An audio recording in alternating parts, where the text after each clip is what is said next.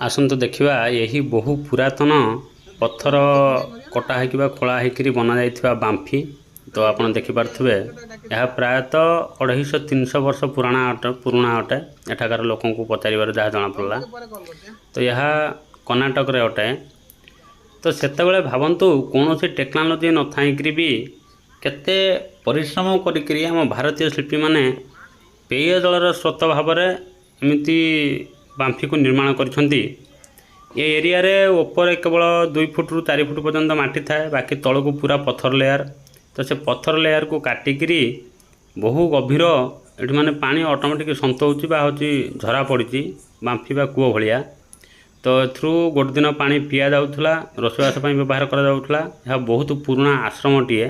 तो आश्रम बांफीटी तो यह उपयुक्त सुरक्षा ननिया जिबारु वर्तमान अलिया वर्जना हो गलानी।